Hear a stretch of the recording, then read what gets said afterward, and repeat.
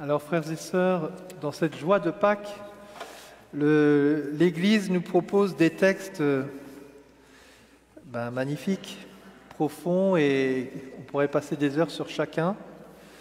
Alors, soit on fait très vite, allez, vite, passons, parce que voilà, soit on prend le temps de se poser. Je ne vous promets pas une homélie longue, mais je ne vous promets pas qu'elle soit courte non plus. Je vais partir ce premier texte de la lettre de Saint Jean, chapitre 5. Je crois que c'est un des plus beaux textes de l'Écriture, sur l'amour que Dieu a pour nous. Dieu est amour, si nous nous aimons les uns les autres, Dieu demeure en nous et tout cela.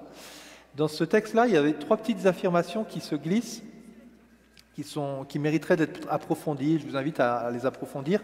D'ailleurs, je vous invite à lire ces textes avant la messe. Ça vous aiderait même à partager en famille si vous pouvez là-dessus. Ou en petite fraternité, ce serait encore mieux, ce serait super, pas mieux, mais ce serait super aussi, pouvoir partager la parole avant le dimanche. Et première affirmation, c'est que ces commandements ne sont pas un fardeau. Vous voyez, ces commandements ne sont pas un fardeau, et c'est la bonne nouvelle de Pâques, parce que je l'ai dit plusieurs fois dans différents groupes, là on s'est retrouvés, voilà, que le temps pascal n'est pas le temps de la débauche, c'est une manière un peu facile de le dire, mais c'est positivement, c'est ce qu'on entend. Les commandements ne sont pas un fardeau. Pendant 40 jours, on a pris le temps de revenir sur ces lois des commandements. Et là, je découvre en fait qu'il y a une vraie libération que Dieu opère. Comme je disais tout à l'heure, depuis une semaine où je jeûne moins, je me sens un peu lourd. Peut-être que le jeûne est efficace, et peut-être que le jeûne peut être efficace toute l'année. Peut-être qu'il y a des préceptes que l'Église nous donne qui finalement sont bien tout au long de l'année. Vous voyez, ça ne faisait pas partie de mes exigences de carême, mais à un moment, au milieu du carême, il y a quelque chose qui a surgi dans mon cœur. Je me suis dit, laisse ton téléphone entre 9h le soir et 9h le matin. N'y touche pas. C'était pas mal comme exercice. Ça ne veut pas dire que je vais le refaire tout le temps, mais cette liberté, vous voyez, au début on se prend des cadres, puis en fait je découvre que c'est libérant en fait de ne pas regarder son téléphone de 9h le soir, 9h le matin. Je profite de ceux qui sont autour, je prends un livre, je fais autre chose. Vous voyez, donc qu'est-ce qu'on a appris, qu'on a accueilli du carême, et que le temps pascal va être dans une autre dynamique, moins il faut qu'on y arrive, plus Seigneur, t'es ressuscité, t'es avec moi. Et on va continuer à développer et découvrir cette joie, en fait, paisible, cette simplicité de vie aussi, d'une certaine manière, puisque ces commandements nous ramènent aux fondamentaux, donc à une certaine simplicité. Le deuxième élément qui est dans le texte, qui rejoint cette fête de la divine miséricorde, c'est la fin de l'évangile. Vous avez eu cette présentation de ce Christ miséricordieux avec ces deux rayons qui sortent de ce côté. Et on nous dit que Jésus, ils sont trois à témoigner. Jésus est venu par l'eau et le sang. L'eau et le sang qui jaillissent de son côté, mais c'est aussi l'eau du baptême par lequel il est rentré. Mais ce n'est pas seulement l'eau, c'est l'eau et le sang. C'est le mystère de la mort et de la résurrection. La mort du Christ reste bien présent. Et il dit, ils sont trois à témoigner, celui qui rend témoignage, c'est l'Esprit. L'eau, le sang et l'Esprit. Alors on dit, c'est un peu bizarre, et puis on ne comprend pas tout ce qui se passe. Mais en fait, pour nous qui avons vécu la semaine dernière les sacrements des baptisés, on retrouve ça. L'eau du baptême, le sang de l'Eucharistie, l'esprit de la confirmation. C'est les trois qui témoignent et qui nous aident à rentrer dans cette vie du ressuscité. Et la miséricorde de Dieu, dans la préface du Sacré-Cœur, on entend que du cœur de Jésus jaillisse la grâce des sacrements. L'amour de Dieu ne reste pas en l'an 2030, plutôt en l'an 30 quand il a donné sa vie pour nous, mais se développe et s'actualise par l'eau, le sang et l'esprit. Dieu continue à nous donner cette eau, ce sang et son esprit. Il demeure avec nous tous les jours et par son esprit, l'amour de Dieu est répandu dans nos cœurs.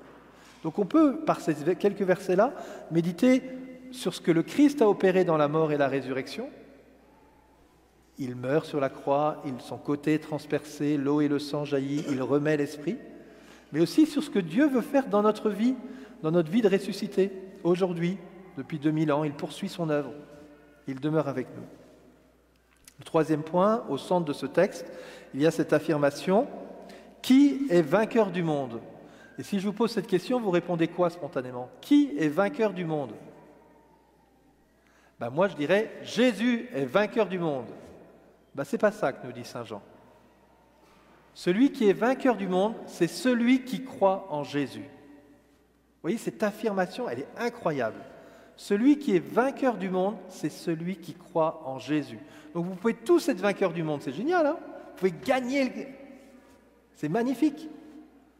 Nous sommes vainqueurs du monde, et le monde, pour Saint Jean, ce n'est pas le monde dans lequel on vit, c'est le monde qui a rejeté Dieu. Voilà, Saint Paul parlera de la chair. La chair, c'est pas juste...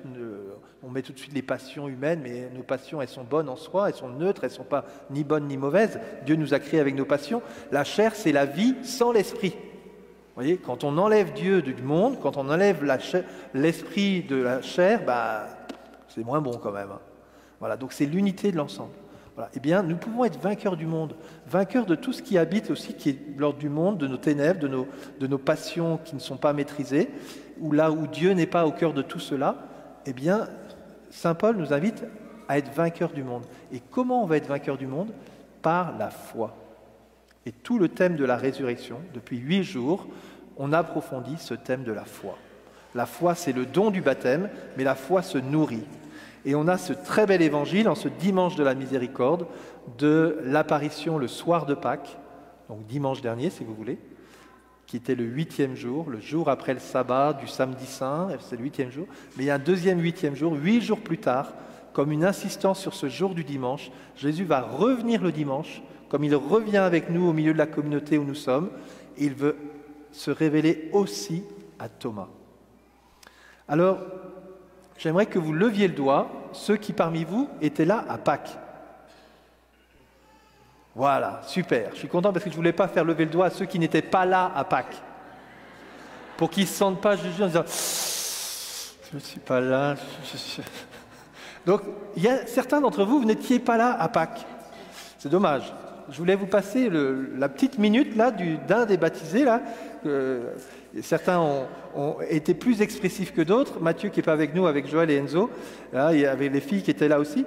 Mais Mathieu était assez expressif. Vous voyez, ça va être le nouveau slogan de saint Thomas d'Aquin. Quand on vous parle de saint Thomas d'Aquin, vous faites ça. Ouais. Ça. Vous êtes de saint Thomas. Vous êtes d'où? Ah, t'es de saint Thomas d'Aquin. Ah ouais, d'accord. T'es ressuscité avec le Christ. Ah ouais, c'était pas juste les baptisés, c'est tous. On est tous ressuscités avec le Christ. Bon, dans l'évangile du jour, il y a quelque chose de magnifique, c'est qu'il y en a un qui n'était pas là dimanche dernier, c'est Thomas. Et donc peut-être que vous, certains d'entre vous, vous êtes dans la même situation de Thomas, j'étais pas là dimanche dernier. Et moi, votre joie de Pâques, là, ça ne le fait pas du tout, là. Moi, tant que je ne verrai pas, je ne croirai pas. Tu peux regarder sur Facebook, il y a toute la messe, tu peux tout suivre, il n'y a pas de problème. Tu verras Monseigneur Londonio, là, je veux être de votre famille. Voilà, et tout ce qu'on a vécu le matin avec les enfants, c'était aussi magnifique. Donc voilà. Mais comment est-ce qu'on rentre? Et en fait, ce que je voulais vous dire, c'est, chers frères et sœurs, comme Thomas, vous avez le droit de goûter la joie de la résurrection. Même si vous n'étiez pas là, même si vous êtes absent sur certains éléments, Jésus veut venir vous faire goûter cette joie de la résurrection. Et ça, c'est très impressionnant parce que tous les textes de la résurrection, on a l'impression que Jésus apparaît pour aller chercher les absents, ou ceux qui partent, ceux qui sont découragés, les disciples d'Emmaüs, Thomas. C'est des figures de disciples, on dit, pour eux, le cœur, il est en berne. Et Jésus veut venir les chercher, leur faire la miséricorde de les rencontrer, et les ramener à leurs frères. Et en les ramenant à leurs frères, de retrouver cette joie de Pâques, d'apparaître au milieu d'eux. Alors, dans cet évangile, en cette fête de la miséricorde, on l'a évoqué un peu en travaillant avec les ados, le groupe La Gagnadina vendredi dernier, mais il y a beaucoup d'aspects de la miséricorde de Dieu dans cet évangile. La première miséricorde que je vois, moi, dans ce texte, c'est que Jésus soit là au milieu de nous. Jésus est là au milieu de nous. Les portes sont closes, peut-être que nos cœurs sont verrouillés. Je ne laisse plus rien rentrer. Et Jésus, lui, il peut rentrer dans ton cœur. La vraie miséricorde de Dieu, c'est qu'il est avec nous, c'est qu'il est vivant. Vous voyez, nous, on n'aurait pas fait la stratégie de Jésus pour venir sauver les hommes. Jésus, lui, veut nous faire expérimenter qu'il est avec nous tout le temps, jusqu'à la fin du monde. La miséricorde de Dieu, c'est quand Jésus nous dit « paix, la paix soit avec toi ». Jésus veut te donner la paix. La miséricorde de Dieu, c'est quand Jésus répète « la paix soit avec toi ». Parce que peut-être tu dis « oui, je suis content de voir Jésus », mais après, comme les apôtres, tu te dis « j'ai raté quand même quelques moments, j'ai abandonné Jésus, je l'ai renié, donc oui, je suis content de te voir, mais en même temps, si je fais un peu le bilan de mon cœur n'est peut-être pas complètement en paix parce que je ne me sens pas digne d'être face à toi. » Et Jésus te redit « paix à toi, la paix soit avec toi ». Et troisième miséricorde, tu n'as pas réussi de me suivre. Je t'en veux pas, je te dis la paix soit avec toi.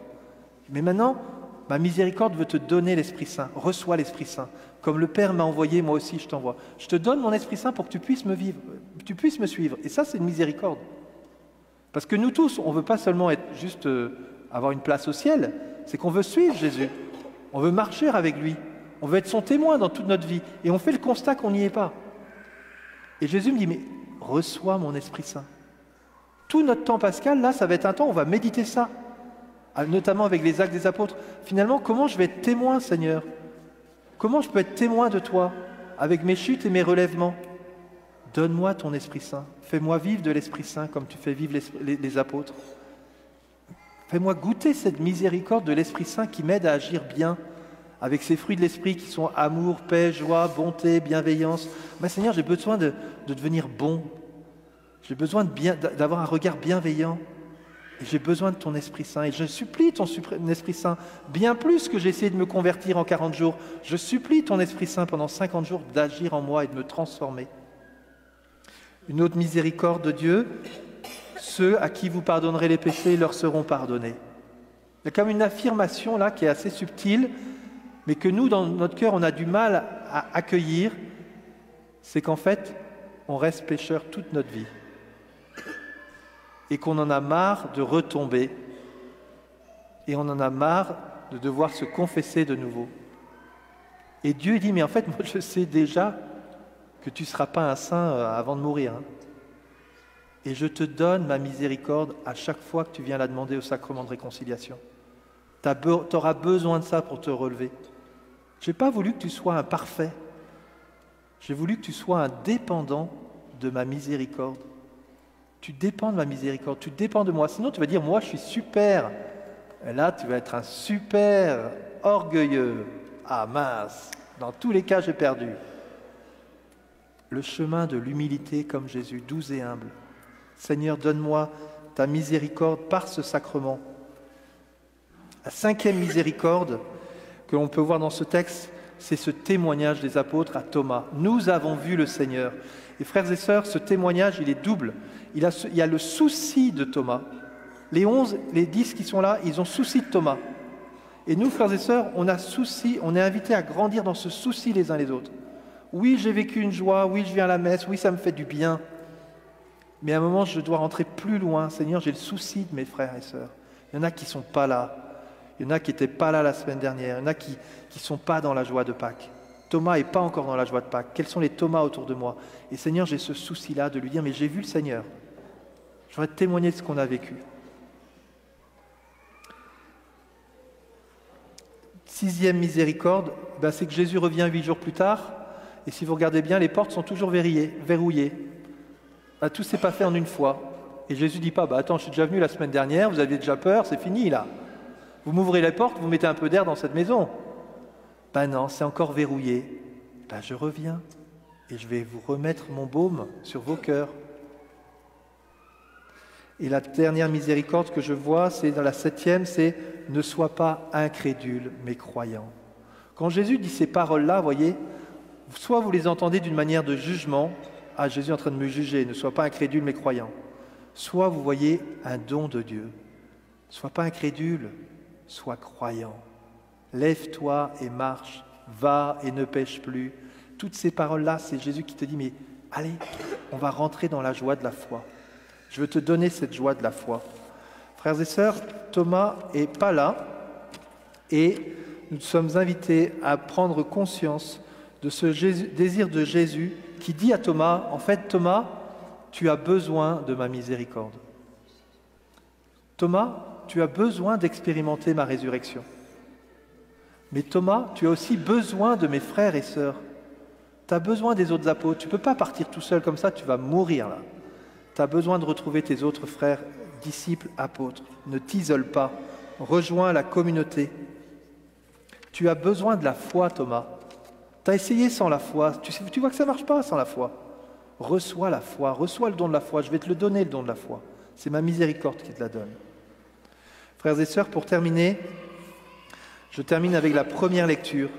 Et je conclue avec, où on a cette belle communauté qui a un seul cœur, une seule âme.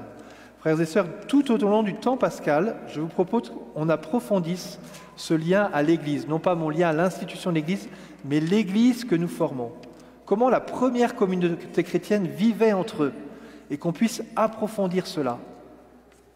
Je voulais vous faire un sondage, je vous le ferai peut-être la semaine prochaine. C'est d'abord, qui est membre ici de la communauté de saint Thomas? Pour qui saint Thomas d'Aquin, c'est la famille? Levez pas le doigt, c'est des questions... Voilà. En fait, vous savez, le jour de la Pentecôte, quand ils vont se convertir, il y en a 5000 qui vont se convertir à Jésus. Ils vont rejoindre la communauté. Et nous, est-ce qu'on rejoint la communauté? Ou est-ce que je reste juste assis parce que je ne comprends pas forcément quel est mon appel? En fait, Dieu veut que vous soyez membre de la famille. Et je vous encourage, frères et sœurs, à devenir membre de la famille. Très concrètement, inscris-toi comme paroissien. Alors tu vas dire, oui, mais il faut payer quelque chose. Si tu ne peux pas, tu ne payeras rien. Mais si tu comprends aussi que pour qu'on vive ensemble, il y a besoin d'un peu d'argent, pour qu'on puisse faire toutes ces belles choses, n'hésite pas à donner. Voilà. Et ça peut prendre le temps. Mais prends conscience que tu es membre à part entière de la famille. Et nous voulons approfondir cela, frères et sœurs. Voilà. Nous avons besoin d'être ensemble pour se dire, waouh, il y a des choses à faire. Tu es membre de la communauté chrétienne, grandis dans ta relation au Christ. Forme-toi, deviens une expression que je reprends à Rick Warren, deviens mature. Nous, on parle de formation, mais des fois, la formation, c'est extérieur. Nous, on voudrait, frères et sœurs, qu'on soit tous des matures dans la foi. Vous voyez, je suis mature. C'est-à-dire que mature, ça veut dire que je sens bien qu'il faut que je travaille, que je prenne du temps, pas forcément dans des groupes organisés, mais je lis la parole tous les jours, je prends un petit podcast parce que ça me nourrit. J'ai des questions sur la foi, je cherche des réponses pour que quand les gens m'interrogent, je n'ai pas l'air d'un idiot, et non pas seulement que j'ai l'air, mais je leur montre que ce n'est pas du tout idiot. On en a parlé la semaine dernière dans l'homélie. Donc Seigneur, je veux grandir dans cette maturité. Mais encore, Seigneur, je suis membre de la famille, il y a besoin de serviteurs.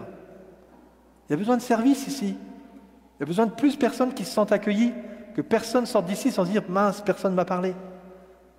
Alors oui, il y a besoin d'autres prêtres, vous voyez que ça peine, surtout quand on veut les confessions, on voit qu'il y a besoin d'autres prêtres. Si certains veulent devenir prêtres, pas de problème. Mais il n'y a pas que des vocations sacerdotales, il y a d'autres vocations. La multitude mettait tout en commun. Ils mettent en commun leurs talents, leurs cap. Vous voyez, et il y a besoin de chacun d'entre vous. Frères et sœurs qui êtes migrants, qui venez d'autres régions, est-ce que vous croyez que c'est les Québécois qui vont le mieux accueillir les Mexicains? Non. C'est les Mexicains de notre communauté qui accueilleront mieux les Mexicains. Ceux qui sont d'une communauté, du Rwanda ou d'ailleurs, pour qui on peut prier en ce jour, cette triste date du 7 avril, eh bien, Seigneur, c'est vous qui accueillerez vos frères. Et ils sont nombreux. Mes frères et sœurs, les Québécois, qui va accueillir les Québécois? Ce sont des Québécois qui vont accueillir les Québécois. Donc il y a besoin que vous soyez là pour pouvoir accueillir. Souvent, j'ai une remarque cette semaine, oui, c'est souvent les mêmes qui servent. Je vous avoue qu'elle ne m'a pas profondément réjoui, cette parole-là, parce que si on n'a pas assez entendu que le fait qu'on veut tous rentrer dans le service, alors je vous le redis avec force, rentrons tous dans la joie du service. Chacun avec son talent, dans des dimensions très différentes. Mais si certains ici se disent, moi, je trouve que on ne me demande jamais rien, c'est vrai que moi, vu d'ici, je ne sais pas interpeller chacun. Je vous encourage avec force, comme Jésus peut encourager Thomas, rejoins les frères, rejoins la communauté, et viens nous voir et dis-nous, mais moi j'ai tel talent, ça peut peut-être servir. Et on va prier, on va voir comment mettre en œuvre ces talents-là, pour le bien, pas seulement de saint Thomas, mais de toute l'Église du Québec. Donc approfondissons, frères et sœurs, notre rapport pendant ce temps de Pâques, et avec ces textes magnifiques des Actes des Apôtres, demandons au Seigneur d'avoir un seul cœur, une seule âme, que la foi au Christ ressuscité nous transfigure. Amen.